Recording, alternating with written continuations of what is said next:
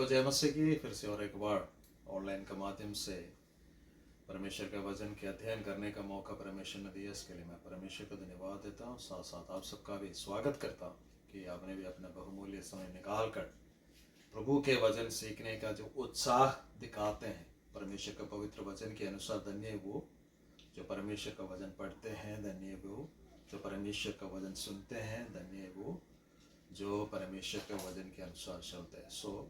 मैं आपसे कहना चाहता हूँ, वचन के अध्ययन में जाने से पहले हम सब धन्य लोग हैं, क्योंकि हम परमेश्वर के वचन को पढ़ रहे, परमेश्वर के वचन को सुन रहे और परमेश्वर के वचन के अनुसार चलने का प्रयास कर रहे। हमने पिछले सप्ताह तीसरा अध्याय से, पहला यूहन्ना उसका तीसरा अध्याय का पहले आयत से लेकर 8 आयत तक हमने देखा था, जहाँ पर परमेश्वर का संतान या शैतान का संतान और परमेश्वर का संतान होने से हमें पापों से दूर रहना, ये सारी बातें हमने सीखा था।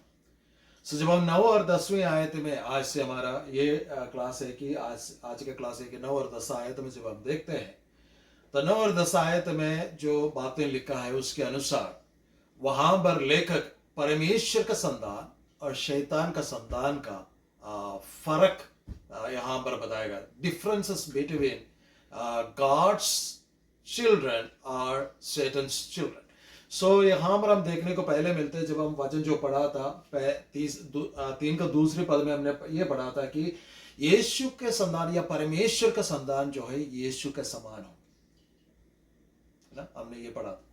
फिर हमने 3 का 6 और 9 में जो पढ़ते हैं वहां में लिखा है कि पाप के आदत में जिएंगे, ना, पाप आ सकता है क्योंकि हम में से कोई भी पाप से परे नहीं है।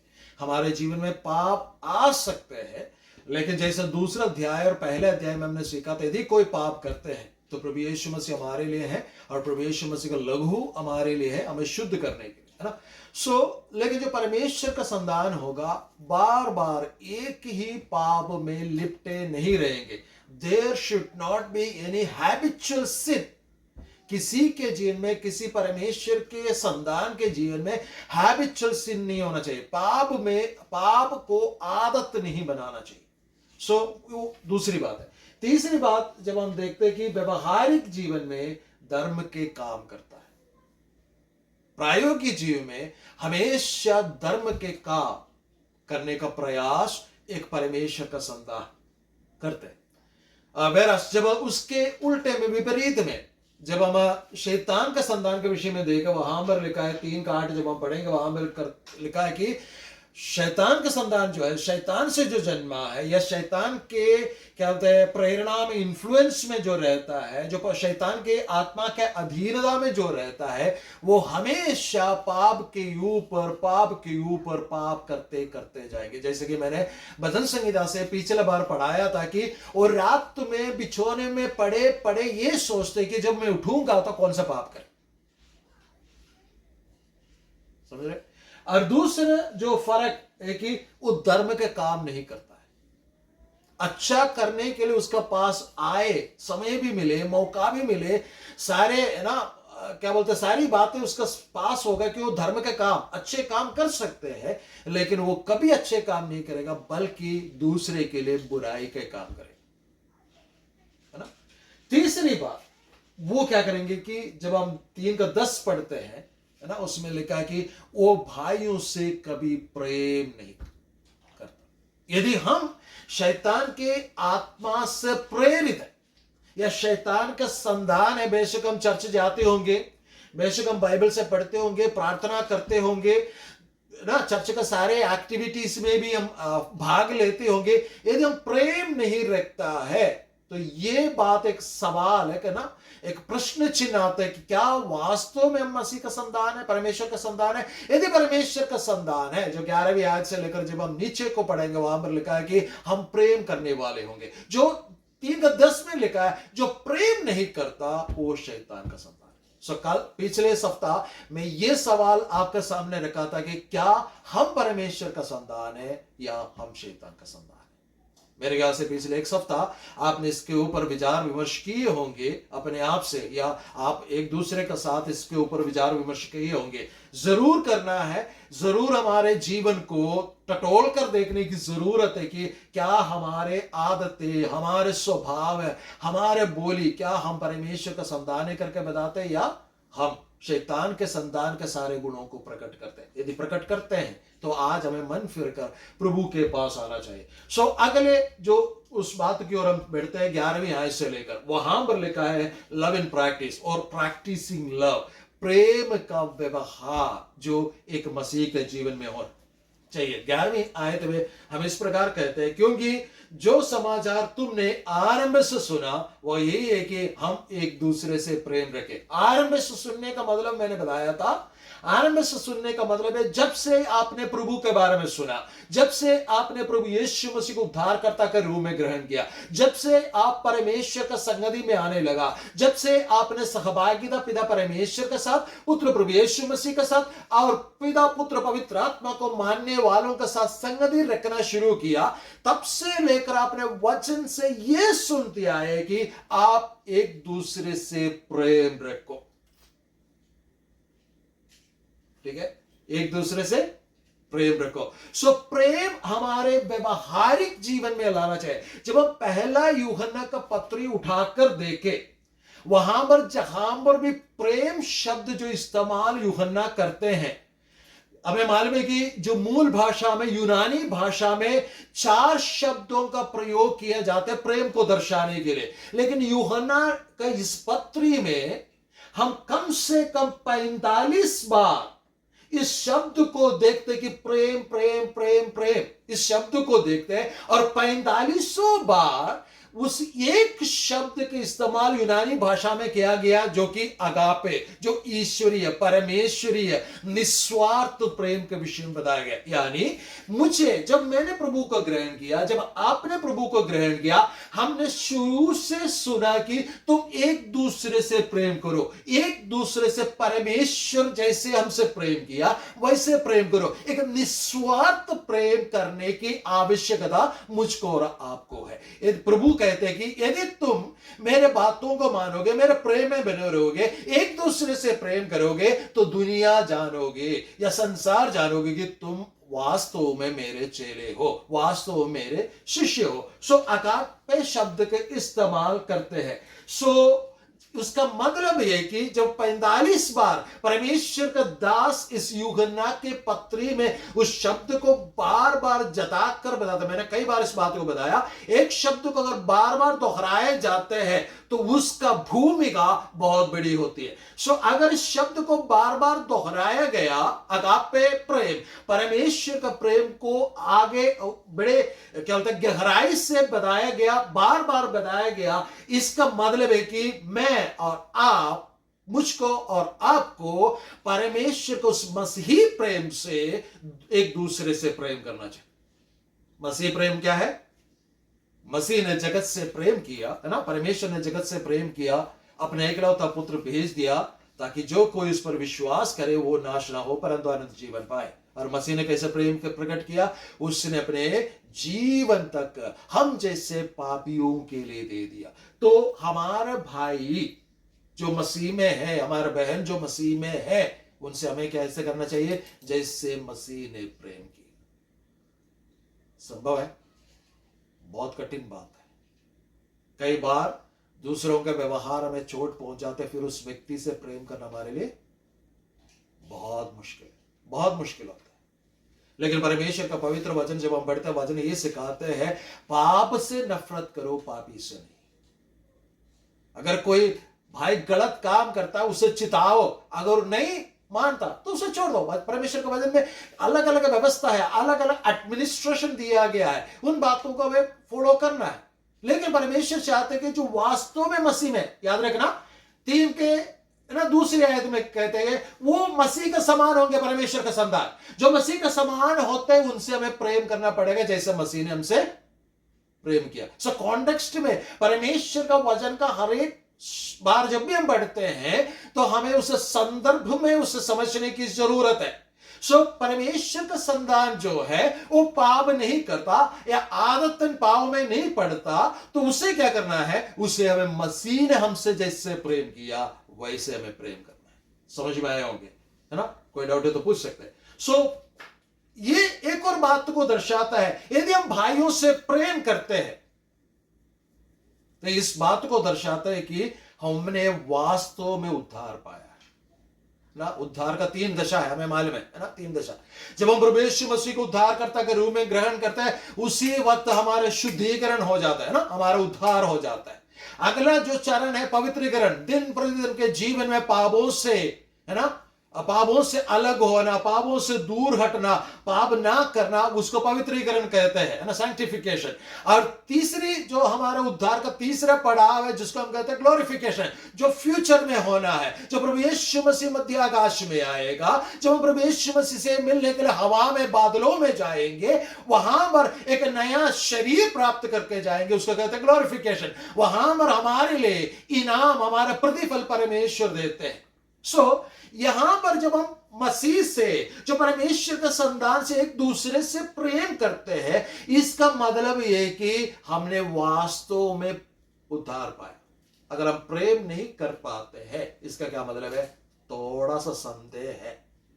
जैसे कि प्रभु यीशु मसीह एक उदाहरण बताते, एक दृष्टांत, उपमा बताते हैं, है ना। एक बंदा, एक राजा का एक सेवक था, उसके पास उसने बहुत कर्जा देना था और उसको पकड़कर जेल में डालने वाला था, बंदी गृह में डालने वाला। वो मालिक के पास जाकर गिड़गिड़ाते हैं और मालिक फिर उसे माफ कर देते हैं। जब वो माफी प्राप्त करके रास्ते में जा रहा होता है तो उससे किसी ने उधार लिया था, तो उसके गला पकड़ता है, उसके जेल में डालने का प्रयास करते हैं। जब राजा को यह मालूम पड़ जाता है तो जिससे उसने माफ किया तो उसको दोबारा बुलाकर उसके और उसके परिवार को पूरे कारागृह में डाल दिया जाता है ना। हम सुसमाचारों में पढ़ते हैं। इसका क्या मतलब है? यदि परमेश्वर हमसे, है ना, हमें हमारा पापों को क्षमा किया है, वी ought to love, हमें दूसरे से प्रेम करना जरूरी है। ठीक है। सो ये बताते हैं कि हमने उद्धार पाया है।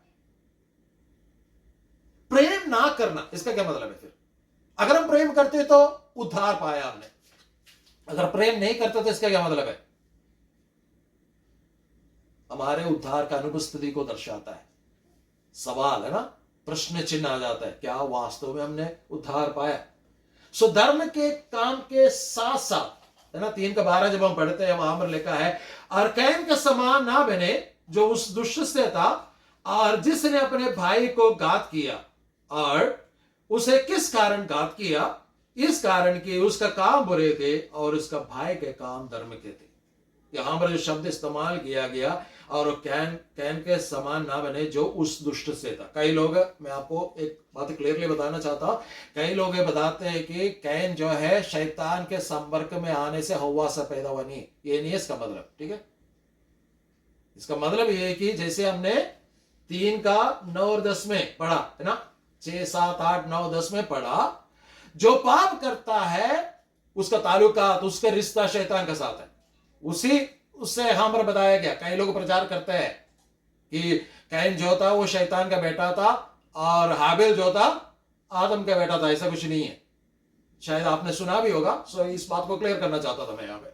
सो जो पाप करता है वो दुष्ट से आता है। यहां पर कैन और हाबिल के विषय में कहा गया कि हाबिल को कैन ने मारा। क्यों मारा? क्योंकि हाबिल का काम धर्म का था, है ना। धर्म के, जब हम धर्म के काम करते हैं, जब प्रेम के साथ धर्म के काम जब करते हैं, तो वास्तव में यह बताता है कि हमने उद्धार पाया। लेकिन यह चीज जो है हमें परेशानी में डाल सकता है। धर्म का काम क्यों करना है? जब हम परमेश्वर का पवित्र वचन पत्रुस का पत्री 1 अध्याय उसका 16वां पद कहते हैं, जैसे तुम्हारा बुलाने वाला पवित्र वैसे तुम भी पवित्र बनो, है ना। इसलिए हमें धर्म में काम करना है। जब हम पहले यूहन्ना 4:8 पढ़ते हैं, वहां पर इस प्रकार लिखा है, जो प्रेम नहीं रखता वह परमेश्वर को नहीं जानता, क्योंकि परमेश्वर प्रेम है। सो पवित्रता, धर्म, धार्मिकता और प्रेम, ये सब है ना, एक साथ कंधे से कंधे मिलाकर एक व्यक्ति के जीवन में होना चाहिए, हाथ है ना, हैंड इन हैंड होना चाहिए। जब वो व्यक्ति ऐसे चलता है, इस बात को दर्शाता है कि उसके वास्तव में उसके जीवन में परमेश्वर का उद्धार है। लेकिन जब ये चीज हमारे जीवन में आता है, जैसे मलाकी 3:6 में लिखा गया कि परमेश्वर कभी बदलता नहीं है। जब इब्रानियों का पत्र 13:8 हम पढ़ते हैं, वहां पर लिखा गया कि प्रभु यीशु मसीह आज कल और युगानुयुग एक सा है। सो परमेश्वर कभी बदलता नहीं, वो धर्ममय परमेश्वर है, पवित्र परमेश्वर है, प्रेमी परमेश्वर है। तो मैं जब परमेश्वर का संतान बनता हूं, मेरे जीवन में पवित्रताई और प्रेम और धर्म के काम प्रकट होना चाहिए। लेकिन जब मेरे जीवन में धर्म का काम प्रकट होगा, जब मैं पवित्रताई के साथ चलूंगा, जब मैं प्रेम करूंगा, तो मुझे क्या मिलेगा? सो जो दुष्ट से जन्मा हुआ कुछ लोग होते हैं, वो कहां पाया जाता है? जैसे प्रभु यीशु मसीह ने कहा कि वो भेड़ों के ना खाल पहनकर हमारे बीच में घुस आए हुआ भेड़ी है। वे लोग क्या करेंगे? वो धर्म के कारण हम सताए जाएंगे। कई बार हमें मृत्यु का सामना भी करना पड़ेगा। परमेश्वर का पवित्र वचन में हम पढ़ते हैं कि जब दूसरा तिमुथियुस का पत्र 3:12 में पढ़ते हैं कि जो मसीह में भक्ति के साथ जीवन बिताना चाहते हैं, वो सब सदाए जाएंगे।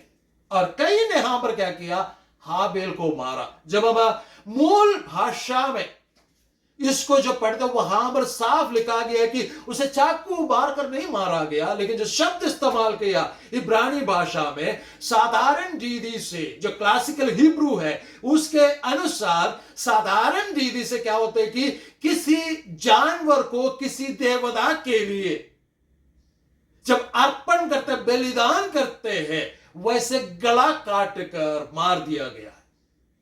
हाबेल को क्यों मार दिया गया? क्योंकि हाबेल का काम धर्म का था। कई लोग बोलते हैं कि हाबेल को अच्छे माहौल मिला इसलिए हाबेल ने धर्म का काम किया। नहीं, अच्छा माहौल मिलने का कारण नहीं। कई लोग बोलते हैं हाबेल के माँ बाप जो है ना, जो हाबेल का माँ बाप आदम और हव्वा जो थे वो परमेश्वर का भय मानने वाले लोग थे, बेशक उन्होंने पाप किया, हाँ, लेकिन वो बात आपको उद्धार नहीं दिलाता। मैं आपसे इस प्रकार कहना चाहूंगा कि आपके मां बाप मसीह है बोलकर आपको उद्धार नहीं मिलता। आपके घर के अंदर माहौल है ना, वातावरण जो है प्रेम का है या प्रार्थना है या वचन पढ़ने का है, इसका मतलब ये नहीं है कि आपने भी उद्धार पाया हो। काइन और हाबेल एक ही परिवार के थे, पहला भाई है ना। वे दोनों ने उन दोनों ने क्या पाया? आदम और हव्वा से परमेश्वर का भय मान ना पाया होगा। मेरे ख्याल से हमेशा आदम और हव्वा इस बात को उनको बताया होगा, हमने पाप किए इसलिए हमें वहां से निकल कर आना पड़ा, इसलिए तुम लोगों ने पाप नहीं करना। जब पाप करने का मौका कैन के पास आया, परमेश्वर स्वयं प्रकट होकर उससे कहा, देख पाप तुम्हारे द्वार पर पड़ा है, तुम उसके ऊपर जय पाना है, नहीं तो क्या होगा? पाप तुम्हें खींच कर ले जाएगा। लेकिन वो चुनौती सुनने के बाद भी, चेतावनी सुनने के बाद भी उसने कुछ भी नहीं किया जैसे परमेश्वर चाह, बल्कि क्या किया? जिसने धर्ममय काम किया उसे मार दी। सो जब हम धर्ममय काम प्रेम के साथ करेंगे, हमारे जीवन में भी क्या मिलेगा? जैसे मैंने पिछले सप्ताह बोला था, जब मैं और आप प्रेम के बात कहते हैं, जब हम प्रेम करते हैं, कभी ये एक्सपेक्ट नहीं करना है, ये कभी चाहत नहीं रखना है कि आपको उसके बदले में क्या मिलेगा? प्रेम।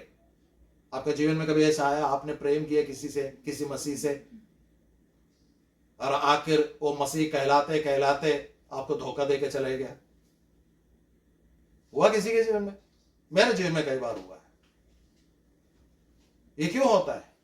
लेकिन उसने अगर ऐसा किया तो क्या हम अपना स्वभाव त्यज सकते हैं? क्योंकि परमेश्वर ने हमारे जीवन में एक स्वभाव डाला है प्रेम करने का। परमेश्वर चाहते हो स्वभाव बढ़ते आए, तो हमें क्या करना चाहिए? उसने एक मसीह ने ऐसे गलत काम किया तो हम क्या करें? सारे मसीहों से विरोध करें। कई लोगों को मैंने देखा, कई लोगों से जो बात होती है, कई लोग बोलते हैं मैं आजकल चर्च नहीं जाता। क्यों? क्योंकि सारे लोग ऐसे ही बेकार के हैं। अरे प्रभु का पवित्र वचन में लिखा है परमेश्वर ने बेकार के लोगों को चुना है। अब भूल गए, आप भी बेकार के थे। सो जब हम चर्च में जाते हैं, church is just like a hospital, जहां पर मरीज लोगों के इलाज किया जाता है। अगर कलीसिया में आने वाले पापी इलाज पाकर वो पापों से शुद्ध नहीं होते, दैट्स नॉट ए कलीसिया, वो कलीसिया नहीं है। नहीं समझे आप? एक दिन कोई अनाथ अकेला व्यक्ति चर्च में आते हैं, उसे वेलकम नहीं किया जाता, उसे स्वागत किया नहीं जाता है, उससे अगर बातचीत नहीं किया जाता है, तो church is not a church, that's a club. वो कलीसिया नहीं, वो क्लब है। पैसा दे के लोग क्लब के अंदर आया, डांस किया, चले गया।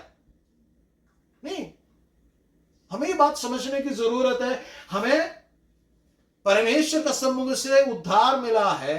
परमेश्वर हमसे कहते हैं कि प्रेम करो, तो धर्म के साथ साथ जब प्रेम करेंगे, याद रखना, हमेशा ये बात याद रखना, हमारे जीवन में नफरत मिलेगा। धर्म के साथ शायद हमें दुख भी उठाना पड़ेगा, लेकिन क्या करना है, हमारा मन कच्चा नहीं होना चाहिए। क्योंकि शैतान हमेशा चाहते हैं कि जब हम किसी से प्रेम करते हैं, वो व्यक्ति जो है हमसे प्रेम नहीं करते हैं, तो शैतान हमारे कानों में आकर बोलेगा, तेरा प्यार करने का क्या मतलब है, तेरे को धोखा दिया ना, तू भी उसके जैसे बन जाओ, उसके जैसे बन जाओ। नहीं, उसका जैसे बनने के लिए परमेश्वर ने मुझको नहीं बुलाया, आपको नहीं बुलाया। परमेश्वर ने मुझे बुलाया कि मसीह के समान होने के लिए, है ना। पौलुस भी लिखता है कि हमारा कद मसीह के डोल तक बढ़ना चाहिए। सो मसीह वातावरण में पल बढ़ने से धर्म का काम करना या उद्धार पाना जरूरी नहीं है। तीसरी बात हम यहां पढ़ते हैं 13वें आयत में, हे भाइयों, यदि संसार तुमसे बैर करता है तो अजंबा ना करना। अर्थात अगर आपने उद्धार पाया है, मसीह के प्रेम में चल रहे, तो क्या मिलेगा आपको? क्या मिलेगा? वैर मिलेगा। अगर वैर नहीं मिलेगा तो इसका क्या मतलब है? पिछला बार भी मैंने आयत पढ़ाया था, यूहन्ना 15:18 में, यीशु से संसार ने नफरत किया। हमारा मालिक कौन है? हमारा आदर्श कौन है? हमारे विश्वास का कर्ता सिद्ध करने वाला कौन है? मसीह यीशु। अगर मसीह यीशु को नफरत मिला तो हमें क्या मिलेगा? मूली, आलू, हमें भी नफरत मिलेगा भाई। ये हमें समझने की जरूरत है। हमें से ये मत समझो कि सारे लोग आपके पास लड्डू लेके आ गए, ये खा लो भाई, बड़े प्यार करेगा। नहीं, अगर मसीह से लोगों ने ना बैर रखा, तो मुझसे भी, आपसे भी बैर रखेंगे। क्योंकि परमेश्वर का पवित्र वचन 15:19 में यूहन्ना में लिखते हैं कि संसार परमेश्वर से जन्मे हुए लोगों से नफरत करते हैं। क्या आप नफरत को झेल रहे मसीह होने की वजह से? तो इसका मतलब है कि आपको उद्धार हो गया। और यूहन्ना 17:14 कहते हैं, जो संसार का नहीं है उनसे संसार नफरत करेंगे। मैंने पिछला बार भी बोला था, है ना, समझौता करोगे तो सब लोग आपसे प्रेम करेंगे। समझौता नहीं करोगे, वचन के साथ चलने का प्रयास करोगे, तो क्या होगा? आपको नफरत मिलेगा। कहां से मिलेगा नफरत? प्रभु कहते हैं, मैं दुनिया में, संसार में शांति फैलाने नहीं आया हूं, बल्कि क्या करने आया? तलवार। किसके बीच में? बाप बेटे के बीच में, सास बहू के बीच में, ससुर दामाद के बीच में, भाई भाइयों के बीच में, बहनों के बीच में तलवार। समझ रहे? जब मैं और आप प्रेम करेंगे, आपने ये एक्सपेक्ट करना है, क्या मिलेगा? आपसे कौन प्यार करेगा? मुझसे कौन प्यार करेगा? परमेश्वर, यीशु मसीह। जब यीशु मसीह ने मेरे अंदर डाला तो मैं प्रेम बांटता चलूं। लेकिन एक दिन ऐसा आएगा, जितने भी प्रेम आप बांटोगे, कुछ समय के बाद वो प्रेम आपके जीवन में वापस आने लगेगा। शुरू में मिलना जरूरी नहीं है, ठीक है। सो फिर कहते हैं, जो मसीह में जीते, वो जो मसीह का साथ, भाई व्यक्ति का साथ जीना चाहते हैं, वो सब सताए जाएंगे। सो एक विश्वासी के भीतर का मसीह प्रेम कार्यों के द्वारा अन्य मसीहों के लिए प्रकट होना चाहिए, जो कि 14 आयत में लिखा है ना। क्या लिखा है 14 आयत में? हम जानते हैं कि हम मृत्यु से पार होकर जीवन में पहुंचे हैं, क्योंकि हम भाइयों से प्रेम रखते हैं। क्योंकि हम भाइयों से प्रेम रखते हैं। अब मसीह प्रेम का परिभाषा यहां पर दिया गया। क्या है मसीह प्रेम का परिभाषा? कई बार हम सोचते हैं कि जो भी मिलेगा उसको I love you, I love you, I love you कहे। ये है मसीह प्रेम? नहीं। मैंने कई ऐसे पति पत्नियों को भी ऐसे क्या बोलते हैं ना जोड़ियों को भी देखा है, हर बार आई लव यू बोलते हैं, उसके बाद थप्पड़ मारते हैं थोड़ा देर के बाद। मसीह प्रेम वो नहीं है। मसीह प्रेम है, मसीह प्रेम का परिभाषा क्या है? यहां पर लिखा है कि क्योंकि हम भाइयों से प्रेम रखते हैं, जो प्रेम नहीं रखता वो मृत्यु की दशा में रहता। मसीह प्रेम का परिभाषा है, जब हम देखते तो ध्यान रखना, किसी का ध्यान रखना, किसी का परवाह करना, किसी का देखभाल करना। सवाल कम हाँ, क्या हम हमारे मसीह भाई बहनों का ध्यान रखते हैं? क्या परवाह करते हैं? क्या देखभाल करते हैं?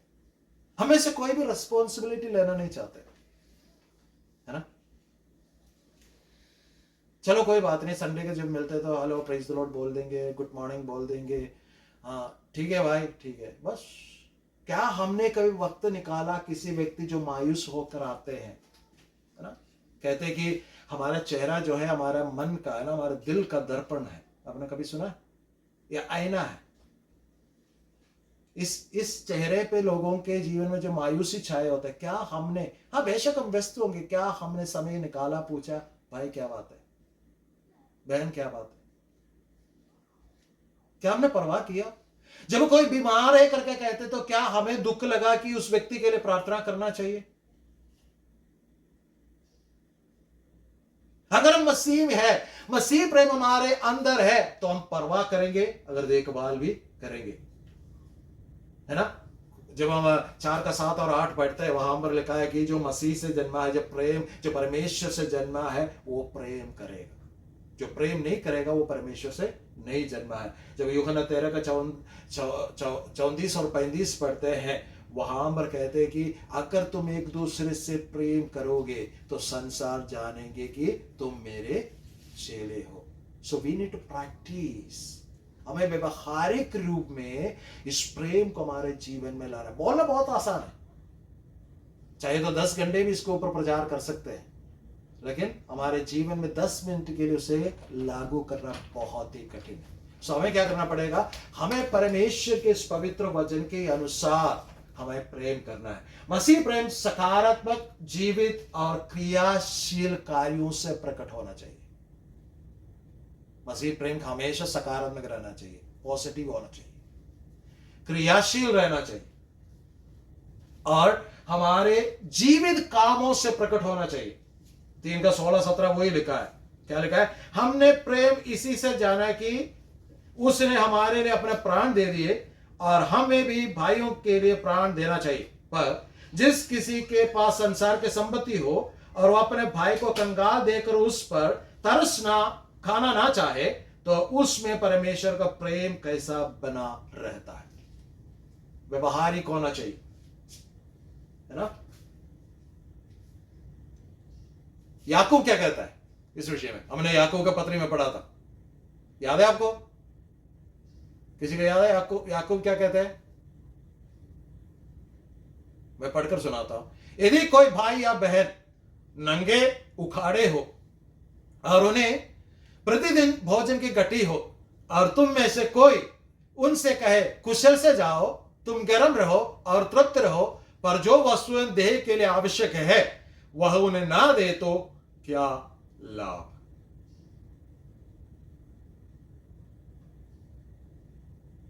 प्रेम व्यवहारिक होना चाहिए, क्रियाशील होना चाहिए, सकारात्मक होना चाहिए। अगर हमारे भाइयों में से कोई नंगा है, उसके पास खाने के लिए भोजन वस्तु नहीं है, तो मसीह होने के नाते क्या करना चाहिए? हमारे जीवन में उनका देखभाल करने के लिए हाथ बढ़ाना चाहिए। अगर नहीं है तो प्रेम मुंह से बोलने से प्रेम नहीं होता है। ठीक है, मैं जल्दी आगे बढ़ना चाहता हूं। व्यवहारिक मसीह प्रेम साबित करेंगे कि हम वास्तव में परमेश्वर के संतान हैं। 18 और 19 क्या कहते हैं? हे बालकों, हम वचन और जीभ से ही नहीं पर काम और सत्य के द्वारा ही प्रेम करें। इसी से हम जानेंगे कि हम सत्य के हैं और जिस बातें हमारा मन में दोष देगा उसके विषय में हम उसके सामने अपने अपने मन को ढाढ़स दे सकेंगे। क्या करना है कि मसीह प्रेम, व्यवहारिक मसीह प्रेम क्या होना चाहिए? परमेश्वर के प्रेम को साबित करेंगे और परमेश्वर का हम संतान है इस बात को भी हमारे व्यवहारिक प्रेम। किसी चर्च में जाने से हम मसीह नहीं बनते बल्कि ईसाई बनते हैं। आपको पता है ईसाई और मसीह में कितना फर्क है ना? ईसाई जस्ट रिलीजियन, एक धर्म है।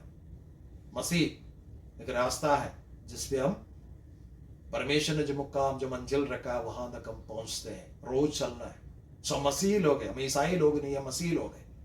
सो मसीह लोगों को क्या करना चाहिए? व्यवहारिक रूप से अपना प्रेम को प्रकट करना चाहिए। और जब 20 से लेकर 24 तक जब हम पढ़ते हैं, कोशिश करता हूं कि मैं खत्म करने का, 20 से लेकर 24 तक हम पढ़ते हैं, वहां पर इस प्रकार हमें देखने को मिलते हैं कि व्यवहारिक मसीह प्रेम परमेश्वर का सामने हमें हियाब देते हैं। अगर हम व्यवहारिक रूप से परमेश्वर का प्रेम को नहीं लाते हमारे जीवन में, हम प्रेम नहीं करते हैं, तो परमेश्वर का सम्मुख हमें हियाब नहीं होता है ना? 20 और 21 में इस प्रकार लिखा गया, क्योंकि परमेश्वर हमारे मन से बड़ा है और सब कुछ जानता है। हे प्रियो, यदि हमारे मन में हमें दोष ना दे तो हमें परमेश्वर के सामने हियाब होता है। अर्थात परमेश्वर के आज्ञाकारी बनने से, परमेश्वर के मसीह प्रेम को हमारे जीवन में लागू करने से परमेश्वर, हमारा मन जो है हमें हियाब देगा कि हम परमेश्वर के अनुग्रह के सिंहासन के पास जाए। इब्रानियों को पत्री में लिखा कि किसी भी वक्त हम अनुग्रह के सिंहासन के पास जा सकते हैं। कौन जा सकता है? जिसके अंदर मसीह प्रेम व्यवहारिक रूप से जब आप प्रैक्टिस करते हैं वो आपके जीवन में आता है। ठीक है। सो 20 और 21 में अब लिखा है कि कभी भी आप जाकर प्रार्थना कर सकते हैं। यदि भाइयों के साथ सही नहीं हमारा प्रेम, अगर हम प्रेम नहीं करते हैं तो हमारा प्रार्थनाओं में रुकावट बनती है ना। प्रभु ने भी कहा, यदि तुम्हें याद आता है तुम बलि चढ़ाने के लिए जा रहे हो, तुम्हारे भाई के है ना तुम्हारे साथ कुछ है, तो क्या कहते हैं, बलि वस्तु को वहां छोड़ो और जाकर सबसे पहले उसके साथ मेल मिलाप कर लो। वचन ये कहते हैं, यदि मैं और आप अपने जीवन में व्यवहारिक रूप से प्रेम नहीं करते हैं तो इसका क्या मतलब है? मैं जितना मर्जी भी प्रार्थना करूं, मेरा प्रार्थना कहां तक जाएगा? छत तक, उससे आगे नहीं जाए। समझ में आ रहा है? वचन वही कहते हैं। फिर मसीह प्रेम के आज्ञाकारी बनने से हम परमेश्वर को जो भाते हैं वही करेंगे। 22 और 23 आयत में इस प्रकार लिखा गया है कि और जो कुछ भी हम मांगते हैं वो हमें उससे मिलता है, क्योंकि हम उसकी आज्ञाओं को मानते हैं और जो उससे भाता है वही करते हैं। उसकी आज्ञा ये है कि हम उसके पुत्र यीशु मसीह के नाम पर विश्वास करें और जैसा उसने हमें आज्ञा दी है उसी के अनुसार आपस में प्रेम रखें। क्या करना है? आपस में प्रेम रखना है। व्यवहारिक मसीह प्रेम क्या करेगा? उसके आज्ञाकारी बनने से हमारे जीवन में हम वही करेंगे जो परमेश्वर के लिए भाता है। हम परमेश्वर के लिए जो नहीं है ना, परमेश्वर को नहीं भाता है, ऐसे गलत बातें हमारे जीवन में क्यों आता है? वो इसलिए कि हम हमारे जीवन में मसीह के लिए व्यवहारिक प्रेम नहीं लाता। जब हम व्यवहारिक रूप से मसीह प्रेम को अमल करते हमारे जीवन में, लागू करते हमारे जीवन में, धीरे धीरे हमारे जो काम काज है, हमारे जो चाल चलन है, सब कुछ परमेश्वर का वचन के अनुसार अलाइन हो जाएगा। उसका साथ तालमेल रखेगा, मेल जोल रखेगा परमेश्वर का वचन के साथ, और परमेश्वर के लिए भाता हुआ काम हमारे जीवन से निकल कर आएगा। और जो परमेश्वर के लिए है ना भाता हुआ चीज से निकल के आता है आएगा, वहां पर लिखा जो कुछ भी हम परमेश्वर से मांगेगा उसको उत्तर मिलेगा, उसको उत्तर मिलेगा है ना। यशायाह नबी की किताब में पढ़ते हैं कि परमेश्वर हमारा प्रार्थनाओं को क्यों नहीं सुनते। परमेश्वर कहते हैं जब तुम चिल्लाओगे मैं अपना मुंह तुमसे चिपका लेगा। क्यों? क्योंकि तुम्हारे पापों के कारण। हम यूजुअली कौन सा पाप ज्यादा करते हैं? यही पाप करते हैं, हम प्रेम नहीं रखते, प्रेम नहीं रखते। मसीह प्रेम है ना, 1 पत्रोस 3 का साथ में पढ़ना चाहूंगा, शायद ये जरूरी है हमारे लिए। एक चीज बताना चाहता हूं कि इसको समझना बहुत जरूरी है। क्या लिखा है? 3:7 पहला पत्रोस। किसी को पता है? किसी को मिला तो पढ़िए, नहीं तो मैं पढ़ लेता हूं। वैसे हे पतियों, तुम भी बुद्धिमानी से पत्नियों के साथ जीवन निर्वाह करो और स्त्री को निर्बल पात्र जानकर उसका आदर करो, यह समझकर कि हम दोनों जीवन के वरदान का वारिस है, जिससे तुम्हारा प्रार्थनाएं रुक ना जाए। क्या मतलब है? क्या मतलब हो सकता है? पत्नी से प्रेम करना है ना, प्रेम करके अंदर से प्रकट होना है, ताकि तुम्हारा प्रार्थना में रुकावट ना हो। इसका क्या मतलब है? मैं पिछले दिन परमेश्वर से पूछ रहा था। इसका मतलब ये है कि अगर आप अपने पत्नी से प्रेम करते हैं या पति से प्रेम करते हैं, आप समय निकालेंगे किस बात के लिए? डिनर पे जाने के लिए? एक दूसरे का हाथ पकड़कर प्रार्थना करने के लिए? अब बाकी जितना मर्जी कुछ भी कर लो, अगर आप पति पत्नी एक साथ मिलकर प्रार्थना नहीं करते हैं, so you are not showing your love. तुम तुम्हारे पत्नी के प्रति अपने प्रेम को नहीं प्रकट कर रहे, या पत्नी अपने पति के प्रति अपने प्रेम को प्रकट नहीं कर रहे। सो व्यवहारिक रूप से हमें मसीह प्रेम में जीना चाहिए। So we cannot fake it. मैं इस प्रकार कहना चाहूंगा ना, we cannot enforce it and we cannot hypocrite it. हम इसे क्या कर नहीं सकते? हम इसका फेक नहीं कर सकते, जाली प्रेम नहीं कर सकते। दूसरी बात क्या है? हम ना किसी को प्रेम करने के लिए मजबूर नहीं कर सकते। तीसरी बात, कपट दास से प्रेम नहीं कर सकते। ये मसीह प्रेम हमारे जीवन से, इट शुड फ्लो स्पॉन्टेनियसली। हमारे जीवन में मसीह प्रेम एक बहता दरिया के समान बहना चाहिए। आए समझ में क्या बोला मैंने? 24 आयत में इस प्रकार लिखा है, जो उसकी आज्ञाओं को मानता है वह उसमें और वह उनमें बना रहता है। इसी से अर्थात उस आत्मा से जो उसने हमें दिया है, हम जानते हैं कि वह हम में बना रहता है। अर्थात प्रेम में बना रहना है। हमने पढ़ा था, किस में पढ़ा था? दूसरा अध्याय में पढ़ा था। किस किस चीज में बने रहना? मसीह में बने रहना, याद होगा आपको, है ना? वचन में बने रहना। फिर हमने पढ़ा था अभिषेक में बने रहना। तीसरे अध्याय में आकर परमेश्वर का दास यूहन्ना इस प्रकार कहते हैं, हमें प्रेम में बना रहना है। 4 बातें बने रहने की, प्रेम में बना रहना। ये कैसे संभव है? ये बोलकर मैं बंद करना चाहूंगा एप्लीकेशन पार्ट। हम कैसे इसको व्यवहारिक जीवन में प्रेम को दर्शा सकते हैं या प्रेम को ला सकते हैं? सबसे पहली बात, जब 3:18 पढ़ते हैं, उसमें लिखा है कि चाहत रखे हमें। 3:18 में है ना, क्या लिखा है? हे बालकों, हम वचन और जीव से ही नहीं पर काम और सत्य के द्वारा भी प्रेम करें। Be intentional. हमें चाहत रखना, प्रभु से प्रार्थना करना, प्रभु आपने जो प्रेम मुझसे किया, मैं आपके दूसरे भाइयों से भी बहनों से भी वैसा ही प्रेम करूं। चाहत रखना, जहां चाह है वहां पर राह है। सो चाहत रखना। दूसरी बात, हृदय में या हृदय से इसको बहने का अवसर देना है। ये प्रेम हमारा हृदय से निकल कर बह जाए, है ना? उत्सव के अंतिम दिन में, पर्व के अंतिम दिन में प्रभु यीशु मसीह खड़े होकर कहा, है ना? यूहन्ना सुसमाचार 7 अध्याय में पढ़ते हैं, मसीह ने कहा, यदि कोई प्यासा हो तो मेरे पास आकर मुझसे पी ले। जैसे वचन में लिखा, उसके अंदर से जीवन के जल के नदियां बहने लगी। जो प्रभु के पास जाकर प्रभु के प्रेम को, है ना, पिएंगे, उसके मन के अंदर से, उसके हृदय से, उसके जीवन से भी बह निकलेगा। इसको नेवर होल्ड इट बैक। इससे क्या कहना कि इससे पकड़ कर नहीं रखना। मसीह प्रेम को लेट दिस फ्लो, इससे बहने का अवसर देना है। तीसरी बात, हम व्यवहारिक रूप से इस प्रेम को कैसे ला सकते हैं? Prepare yourself to be a true Christian always, अपने आप को एक सच्चा मसीह बनाने के लिए तैयार रखे. Do not stop, do not prevent और ask God to do it through me. मेरे जीवन से परमेश्वर इस कार्य को पूरा करने के लिए परमेश्वर से अवश्य प्रार्थना करें. सो मैं हम रुकना चाहूंगा. मसीह जीवन में प्रेम को व्यवहारिता में लाए.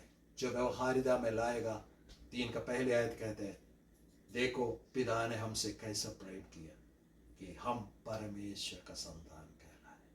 आप किसका संतान कहलाना चाहते हैं? शैतान या परमेश्वर? यदि परमेश्वर का संतान है तो हमारे व्यवहारिक जीवन में प्रेम को लाना चाहिए, प्रेम को लाना चाहिए. प्रभु इन वचनों से हम सबको आशीष